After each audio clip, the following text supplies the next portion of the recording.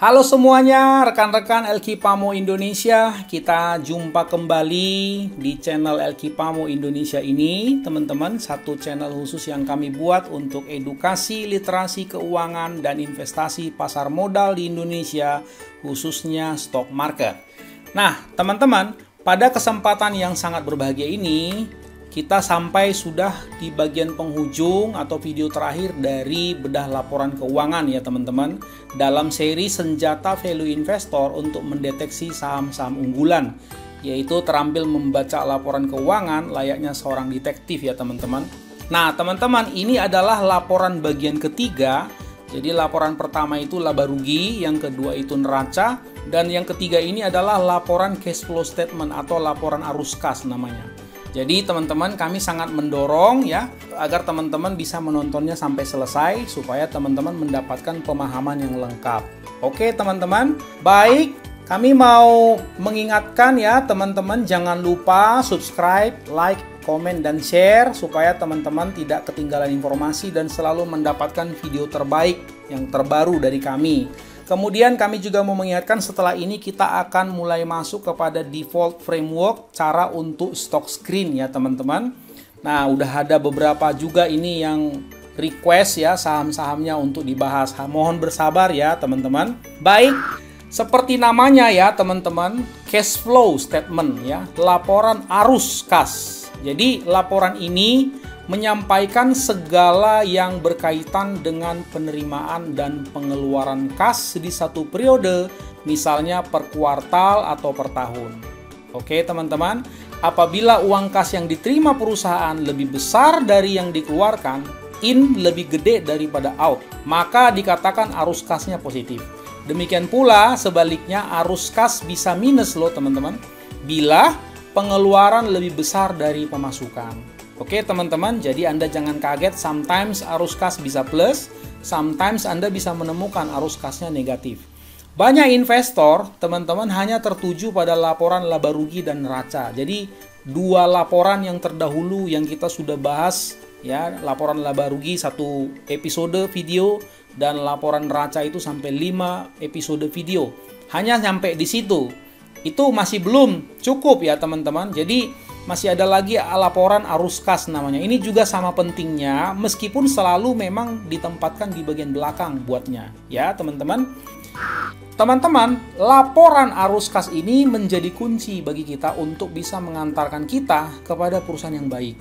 Apapun jenis usahanya, pertanyaan besarnya selalu ini kok. Apakah perusahaan itu bisa menghasilkan uang cash atau tidak? Itu saja. Mengapa demikian? Begini teman-teman, bila perusahaan tidak bisa menghasilkan uang cash, meskipun dia dicatat dalam perhitungan menghasilkan laba, namun perusahaan itu tidak akan bisa menjalankan operasinya sehari-hari teman-teman. Dia bisa bermasalah sebab tidak memiliki darah segar untuk operasinya sehari-hari teman-teman. Nah, uang cash itu diibaratkan darah segar bagi perusahaan. Coba kalau manusia nggak ada darahnya, mati bukan teman-teman?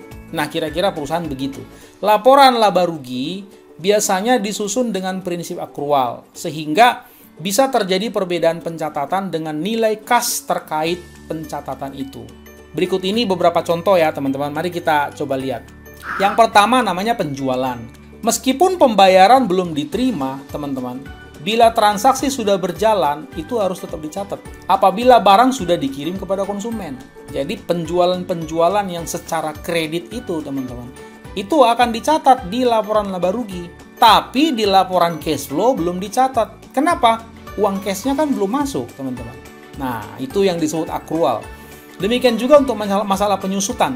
Meskipun misalnya perusahaan membeli katakan mesin 5 tahun lalu begitu, namun perusahaan tetap mendapat manfaat kan sampai hari ini dengan keberadaan mesin tersebut, sehingga ada biaya penyusutan. Nah biaya penyusutan ini setiap tahunnya akan dihitung dalam laporan laba rugi. Oke teman-teman, nah misalnya hal yang ketiga adalah pembelian.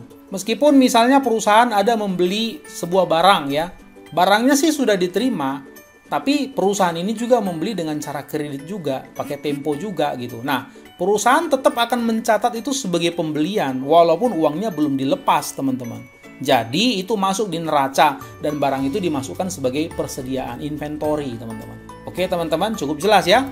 Cash flow statement atau singkatannya CFS hanya mencatat penerimaan penjualan yang uang cashnya sudah ada, sudah diterima. Dan CFS juga hanya mencatat pembayaran untuk pembelian barang dari supplier yang uangnya sudah dikeluarkan dari uang cash. Jadi kalau yang klaim-klaim tapi uangnya belum ada, itu tidak dimasukkan. Oke, akrual tidak masuk. Begitu. Jadi harus real cash seperti itu. Teman-teman, penyusutan seperti yang kami tadi sudah singgung itu tidak memiliki dampak apa-apa terhadap uang kas. Karena itu elemen ini tidak ada dalam laporan arus kas. Tidak ada penyusutan di sini, teman-teman. Nah, baik teman-teman, cash flow operation ya, cash flow from operation atau singkatan CFO ya, show me the money. Ini adalah bagian pertama. Mari kita lihat, teman-teman. Ini kami cuplik laporan cash flow S Hardware per 31 Maret 2020 yang lalu kuartal 1. Coba teman-teman lihat kotak merah ini. Di sini ada tertulis arus kas bersih diperoleh dari aktivitas operasi 402 miliar sekian-sekian. Oke, mari kita lihat ya teman-teman penjelasannya. Semua penerimaan kas hasil penjualan akan dicatat pertama kali pada baris paling atas. Mengerti ya teman-teman? Yang ini maksudnya. Yang ini penerimaan dari pelanggan. Ini pasti ya, hasil penjualan ini pasti di atas dicatatnya. Kemudian, teman-teman, hasil penjualan ini pada baris berikutnya ya, akan dikurangkan dengan semua pengeluaran kas yang dikeluarkan kepada supplier alias pemasok, karyawan, serta biaya kas lain yang masih terkait dengan aktivitas operasi. Kita kembali lagi ya teman-teman, coba kita lihat. Ini ada penerimaan yang tadi dari pelanggan, berarti ini penjualan alias revenue. Ini ada pembayaran, lihat nih. Pembayaran kepada pemasok, nah ini bayar sama supplier ini berarti. Pembayaran kepada karyawan, nah ini mungkin gaji ya, kemungkinan besar ini. Pembayaran pajak, bunga, dan lain-lain. Begitu ya teman-teman, urut-urutannya kira-kira seperti itu. Nah teman-teman, selisih angka ini akan dicatat sebagai penerimaan kas dari aktivitas operasi yang menunjukkan jumlah neto uang kas yang diperoleh dari hasil kegiatan usaha. Cukup jelas ya teman-teman? Ayo kita lanjutkan. Penting bagi kita teman-teman untuk membandingkan CFS ini dengan nilai penjualan pada laporan laba rugi. Kenapa? Nanti kita akan lihat. Dan juga kita juga bisa bandingkan juga dengan piutang dagangnya. Kira-kira saling mendukung tidak satu sama lain ya teman, atau ada kejanggalan begitu. Nah, misalnya perusahaan mencatat adanya peningkatan penjualan. Coba Anda bayangkan, ada peningkatan penjualan. Katakan dari 1 triliun jadi 2 triliun pada laporan laba ruginya. Nah, tetapi nilai penerimaannya pada cash flow statement menunjukkan penurunan. Lucu kan? Aneh kan? Istilahnya omsetnya tambah naik, kok tiba-tiba penerimaannya malah tambah turun. Berarti ada di mana itu? Begitu. Maka hal ini harus dikaji lebih lanjut ya. Begitu pula bila piutang yang ditunjukkan pada neraca meningkat terus-menerus. Berarti perusahaan ini doyan mengkreditkan barang kepada customernya. Maka bisa jadi kita harus bertanya, penjualannya ini real atau tidak ya? Begitu loh ya teman-teman. Oke, bila kita menemukan, katakan penjualannya naik, bahkan terus-menerus naik. Wah, luar biasa ini teman-teman, sesuatu yang sangat diharapkan ya. Namun di sisi lain kita menemukan piutangnya juga membengkak, naik juga terus. Jadi kita harus bertanya kalau seperti itu teman-teman, ini penjualannya ini real atau fiktif ini? Atau penjualannya memang semuanya udah tinggal kredit aja? Nah ini bahaya teman-teman, kalau penjualan sudah membengkak, sistemnya kredit alias piutang membengkak, ini bahaya. Sebab uang cashnya lama-lama habis. Ya, sebab kalau penjualannya real, tentunya piutang ini bisa ditagih dong dan dicairkan menjadi kas. Kan ada perjanjian kan teman-teman, misalnya satu perusahaan mengkreditkan ya satu barang, kan ada perjanjiannya teman-teman. Anda kan misalnya kredit mobil ada janji kan, 3 tahun, 5 tahun, seperti itu. Kalau melewati, apa konsekuensinya teman-teman? Tentu didenda bukan? Terlepas Anda tahu atau tidak, bayar atau tidak bayar, tetap aja dendanya jalan. Nanti di akhir tiba-tiba Anda kaget. Wah, kok banyak dendanya? Loh iya, karena terlambat. Begitu. Oke, teman-teman, cukup jelas ya. Namun, bila penjualannya fiktif, jangan harap ada kas yang masuk dari pembayarannya, teman-teman. Jadi ini hati-hati. Salah satu cara untuk melihat, ya teman-teman, baik atau tidaknya perusahaan ini atau pihak manajemennya mengelola keuangan perusahaan itu dengan melihat kira-kira uang tunai yang dapat dihasilkan dari setiap penjualannya berapa sih gitu loh. Sebab ada penjualan yang sifatnya kan cash, ada kredit seperti yang kami sudah bilang tadi, teman-teman. Nah, coba kita lihat ini laporan keuangan S1R, teman-teman. Di sini ada penjualan 1,9 triliun sekian-sekian. Di sini ada arus kas bersih, ya, pakai kata bersih loh, teman-teman. Diperoleh dari aktivitas investasi, aktivitas operasi 402 miliar sekian-sekian. Oke, mari kita lihat, teman-teman. Kalau kita lihat tadi ya, data ACES 31 Maret 2020 tadi, penjualan bersihnya adalah 1,9 triliun sekian-sekian. Cash flow operationnya adalah 402 miliar sekian-sekian. Artinya apa nih, teman-teman? ACES ini dapat mengkonversi dari semua penjualan bersihnya menjadi CFO itu 402 miliar sekian-sekian dibagi 1,9 triliun sekian-sekian alias 20,5% dari total penjualan, teman-teman. Itulah uang cash CFO-nya, uang cash-nya, teman-teman, dari aktivitas operasi. Oke? Itu besar tidak? Mari kita lihat pembandingnya. Tahun 2018, teman-teman, perusahaan Visa itu bisa mencapai CFO 62%. Mastercard itu 42%. Facebook 53%. Apple 29%. Nah, Anda bisa lihat sendiri kan? Itu gede tidak 20,5% itu. Inilah wonderful company. Oke, teman-teman, kita lanjutkan. Untuk perbankan, teman-teman, ya, kita harus perhatikan secara khusus. Cash flow statement khusus untuk emiten perbankan ini agak sedikit beda, teman-teman, dibanding dengan cash flow atau CFO perusahaan katakan manufaktur. Mengapa? Bank itu kan sebetulnya, teman-teman, orang nitip atau masyarakat atau nasabah nitip uang ke bank yang disebut others people money. Datang bank, dia kreditkan, dia jalankan, dia distribusikan dana itu ke yang membutuhkan. Bisa itu pribadi lepas pribadi, instansi, perusahaan, dan lain-lain. Jadi uang Anda ya kepada orang lain. Jadi tidak sepenuhnya uang bank ya. Nah, khusus untuk perbankan, teman-teman, ada sedikit perbedaan ya dibandingkan dengan CFO perusahaan yang lain. Perbankan kita ketahui, teman-teman, sebetulnya kan memutar uang lain atau OPM seperti yang saya bilang tadi sebagai modal utama perusahaan. Jadi dengan kata lain itu setara dengan utang sebetulnya. Ya, uang orang kalau dipinjem itu kan utang kalau di perusahaan manufaktur misalnya. Nah, kita perhatikan, teman-teman. Dengan demikian, their debt to equity ratio ya, seperti yang video yang sudah kami sudah sering singgung, perbankan dapat dipastikan lebih besar dari 100%. Sudah pasti. Kami belum pernah menemukan bank yang rasio DER-nya lebih kecil dari 100%. Kalau ada mungkin nanti teman-teman bisa sampaikan ya. Tetapi persyaratan modal minimum di perbankan itu ada loh, teman-teman. Itu yang disebut CAR, Capital Adequacy Ratio. Itu minimumnya 8%. Artinya boleh pakai OPM, Others People Money 92%-nya lagi. Iya kan, teman-teman? Jadi untuk setiap 1% CAR itu boleh memakai 11,5% OPM. Dengan kata lain, teman-teman, OPM ini bisa sampai 1150%. Sehingga DER perbankan maksimal masih boleh sampai 1150%. Jadi, teman-teman, kalau Anda sampai menemukan bank yang rasio DER-nya di atas 1150%, hati-hati. Nah, kalau Anda menemukan perusahaan manufaktur, DER-nya 1150%, teman-teman, sebaiknya Anda cepat kabur, jangan cari masalah. Oke ya, teman-teman. Nah, baik teman-teman, ini contoh CFO ya, Cash Flow Operation Bank BNI per 31 Maret 2020 kemarin. Coba Anda perhatikan yang dikotakin ini. Ini ada arus kas sebelum perubahan dalam aset dan liabilitas operasi 9,7 triliun sekian-sekian. Ya, teman-teman. Kemudian ada yang kotak kecil, ini ada pinjaman yang diberikan, berarti bank mendistribusikan uangnya kepada debitur. Dan ada simpanan nasabah. Nah, ini berarti orang nabung, bisa deposito, bisa tabungan, dan lain-lain. Kemudian ada kas neto digunakan untuk aktivitas operasi itu 28,7 triliun sekian-sekian. Ini dia. Oke, teman-teman, mari kita coba selidikin. Untuk perusahaan non-bank, penerimaan pinjaman alias hutang dan pelunasan pinjaman akan dimasukkan ke dalam cash flow pendanaan alias CFP di CFS-nya. Cukup jelas, teman-teman ya.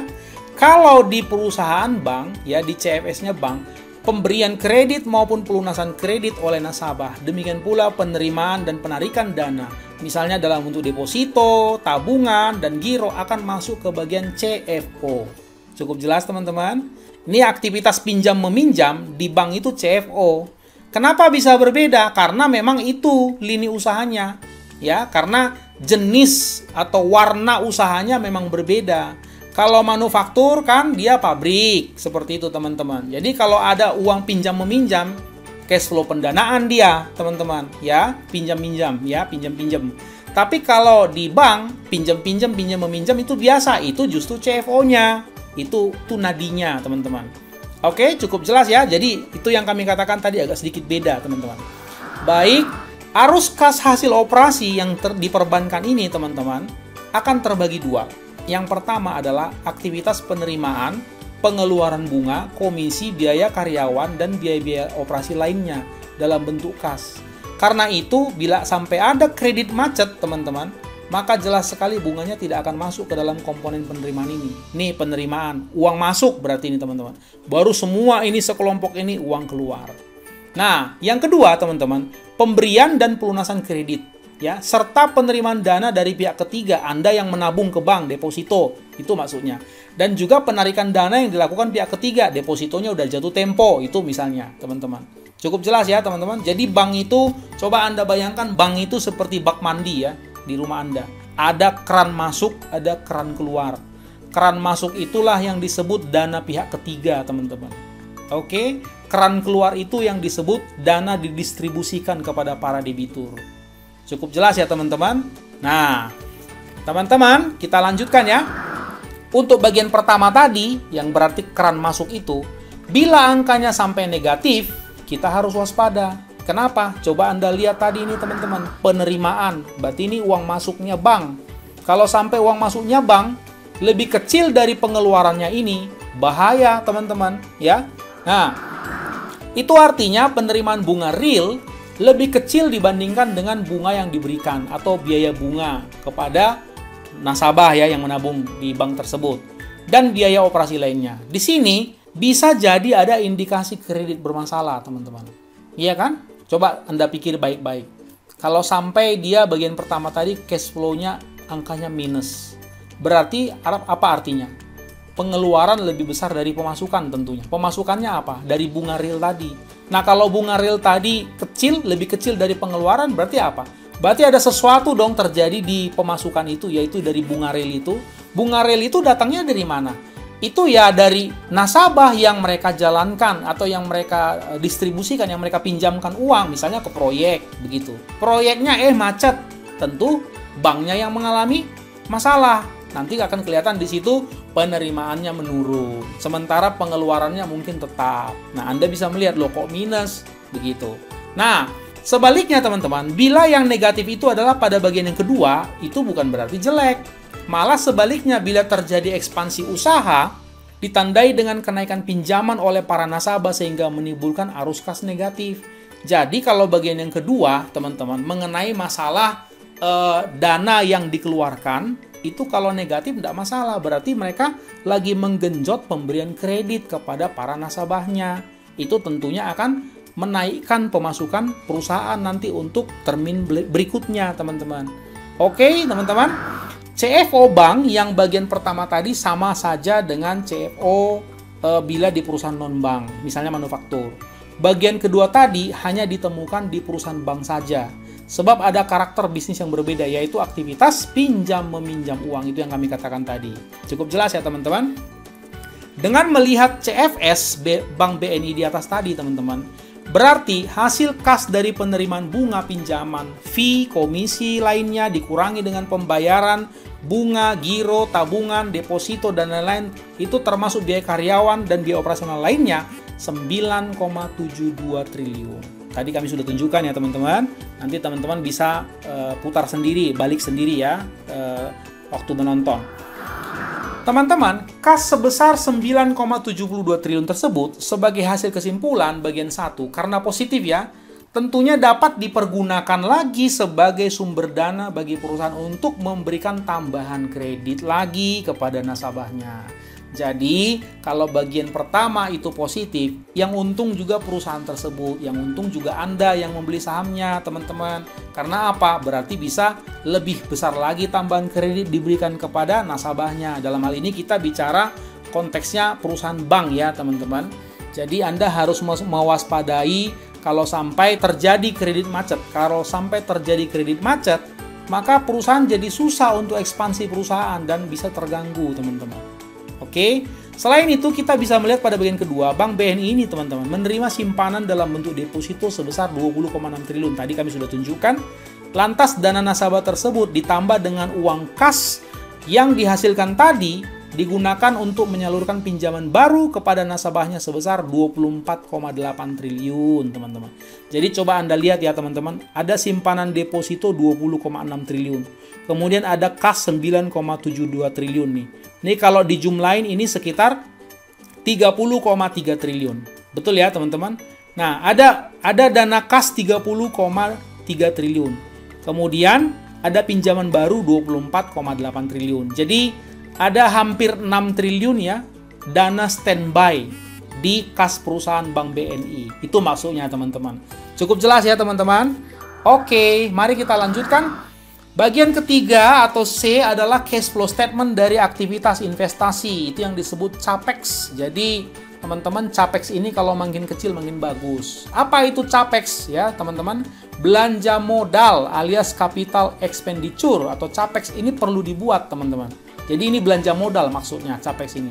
Perlu dibuat untuk memelihara aset dan peralatan produksi lainnya agar tetap dalam kondisi prima ya, teman-teman. Yang harus kita mengerti itu begini. Belanja modal di sini tuh tidak sama dengan belanja modal untuk ekspansi usaha atau akuisisi atau membuka bisnis baru. Itu bedakan ya, teman-teman. Yang tentunya akan berpotensi nanti menghasilkan sumber penerimaan baru lagi bagi perusahaan. Nah, CAPEX atau belanja modal di sini, teman-teman, adalah biaya rutin untuk pemeliharaan aset-aset perusahaan agar bisa tetap running dengan baik. Jadi, teman-teman, contohnya Indofood, dia kan pabrik, teman-teman, membuat Indomie. Ya, sama seperti Anda memakai mobil atau motor, dipakai, digeber, bisa ndak? Misalnya ya, ndak usah di-tune up, ndak usah diganti olinya, begitu. Dari mulai beli sampai hancur, ndak pernah diservis, begitu. Bisa ndak, teman-teman? Cepat rusak ya.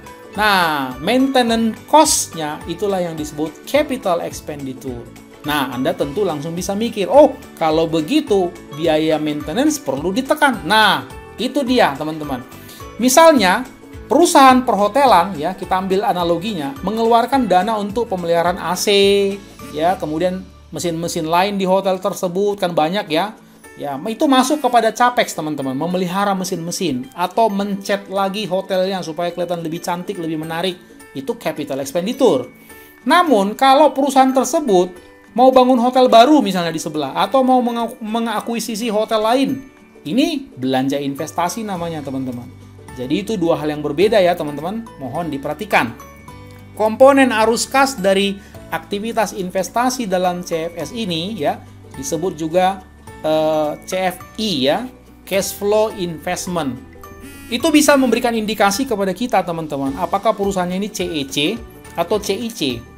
CEC itu singkatan dari Capital Efficient Company. Maksudnya perusahaan ini efisien alias irit atau hemat dalam menggunakan uang perusahaan. Atau CIC, Capital Intensive Company. Ini maksudnya perusahaan atau pengelolanya yang boros menggunakan uang. Itu CIC. Ya, teman-teman, itu bisa kita lihat. Perusahaan yang CEC, teman-teman, atau yang efisien, itu hanya akan membutuhkan CAPEX yang kecil dibanding dengan CFO yang dihasilkannya. Namun, perusahaan yang Capital Intensive Company, teman-teman, akan mengeluarkan CAPEX yang sangat besar bila dibandingkan dengan CFO yang sudah susah payah dihasilkan. Bila CAPEX-nya kecil, maka perusahaan bisa memakai kasnya untuk membayar dividen kepada investor, melunasi utang atau ekspansi perusahaan dan buyback.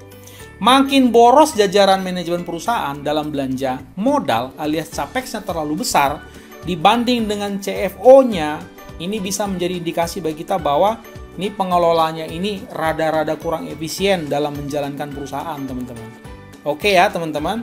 Nanti Anda bisa lihat contoh misalnya sebuah perusahaan dapat laba bersih ya, CFO-nya katakanlah 1 triliun misalnya begitu. Tiba-tiba saban tahun CAPEX 500 miliar, CAPEX 500 miliar, CAPEX 500 miliar. Anda harus bertanya, ini apa sih yang di maintenance setiap tahun kok gede banget? Apa itu coba? Coba digali ya, teman-teman. Oke, kita lanjut ya.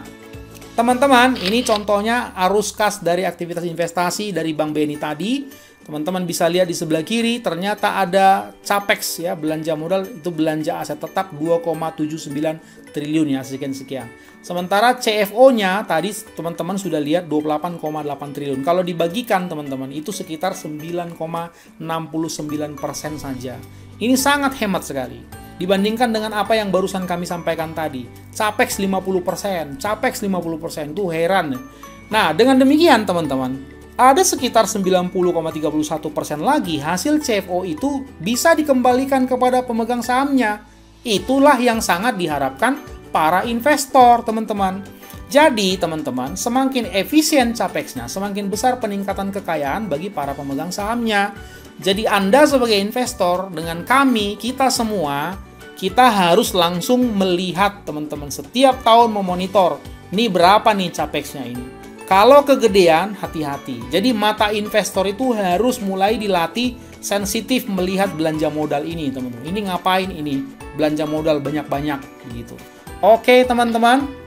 Nah, kita masuk kepada bagian kedua, bagian berikutnya, teman-teman, yaitu cash flow pendanaan, ya. Kalau di bahasa Inggris, cash flow financing, ya. CFF. Ya, teman-teman. Nilai kas yang berubah. Nah, ini di sini Anda bisa lihat ada pembayaran dividen 3,8 triliun sekian-sekian. Jadi, teman-teman, ada 4 elemen pokok dalam subkomponen arus kas pendanaan ini. Yang pertama adalah penarikan pinjaman baru atau pelunasan utang. Yang kedua, pembayaran dividen. Yang ketiga, penerbitan saham baru. Yang keempat, pembelian kembali alias buyback saham perusahaan. Jadi, teman-teman, coba perhatikan ya. Bila setelah CFO dikurangi CAPEX, dikurangi investasi, hasilnya masih positif, nah kita bisa senyum lah ya teman-teman, maka perusahaan bisa nanti membayar dividen. Demikian pula kalau sebaliknya teman-teman, kalau sempat CFO-nya misalnya 500 miliar, ya, kemudian CAPEX-nya katakan 500 miliar, investasi katakan 200 miliar, lah kita bingung, ini kok jadi malah minus 200 miliar. Nah, bagaimana ini? Jangankan berharap dividen, teman-teman. Ini malah minus. Jadi kalau hasil dari ketiga ini minus, jangan harap ada dividen, teman-teman. Malah kalau minus, bisa jadi perusahaan ini nyari utangan, ya, nyari lagi pinjaman baru dari tempat lain, bisa dari bank, obligasi, dan lain-lain untuk menutup cash flow yang minus itu, teman-teman. Cukup jelas ya, teman-teman? Oke, kita lanjut ya. Kemudian, teman-teman, pada langkah terakhir, semua cash flow dari aktivitas operasi, aktivitas investasi, dan aktivitas pendanaan akan dijumlahkan sehingga didapatkan total cash flow atau CF perusahaan namanya. Bila hasilnya positif, maka akan ada kenaikan kas perusahaan tentunya, tetapi bila pula negatif, maka kas perusahaan akan berkurang.